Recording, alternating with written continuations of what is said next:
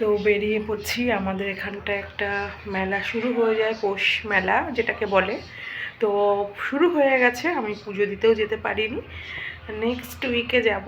তো আজকে একটু রেডি হয়ে যাচ্ছি, পাপাকে নিয়ে একটু ঘুরু ঘুরু করে আসি, একটু হালকা পাতলা কিছু খাওয়া দাওয়া করে আসবো। দাদাভাই যাচ্ছে না, আমরা যাচ্ছি। তো আউটফিট কেমন লাগছে জানাতে ভুলো না। পাপাও রেডি হয়েছে, এখন চলো বেরোনো যাক। তো দেখো বন্ধুরা, যেই কারণে আমাদের এখানে মেলাটা শুরু হয়, এই মায়ের মন্দিরটা দেখো। এটা হলো মোশনচণ্ডীতলা মায়ের মন্দির, ভীষণ জাগ্রত মা। আর এর অনেক কাহিনী আছে, যদিও আমি সবটা জানি না, শোনা কথা বড়দের কাছ থেকে। আর আমি জুম করে দেখাচ্ছি মায়ের মূর্তিটা, আমি যেহেতু ভিতরে ঢুকতে পারবো না। তো চলে এসেছি মেন জায়গায়, আমার সব থেকে প্রিয়।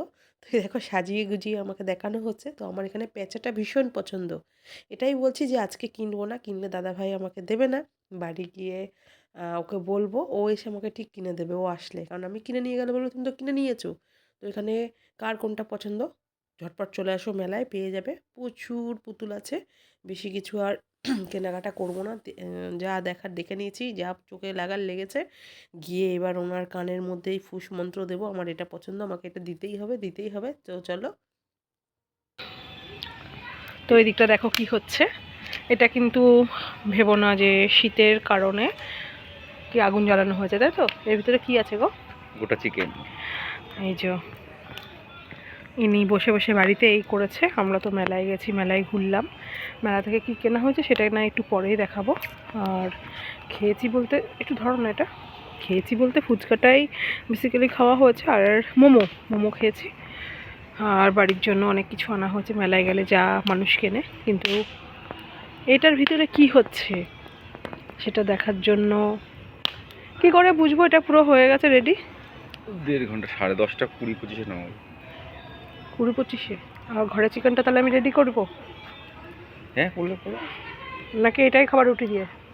হ্যাঁ, এটা এমনি খাবে। তো চলো, দাদাভাই ঘরের এটা তো জন্যও চিকেন নিয়ে এসছে, সেটাও খাওয়া হবে।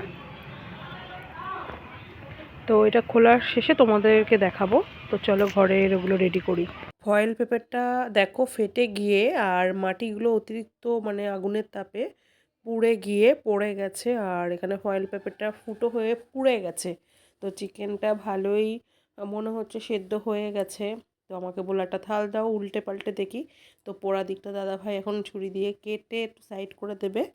এরপরে এর উপরে লেবু আর মশলা, একটু জলজিরা এইসব দেওয়া হবে।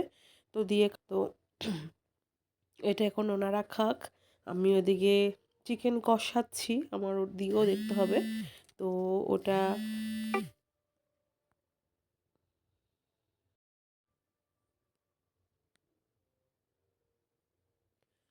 তো এদিকে আমার চিকেন কষা রেডি, সাথে রুটি রাত্রে।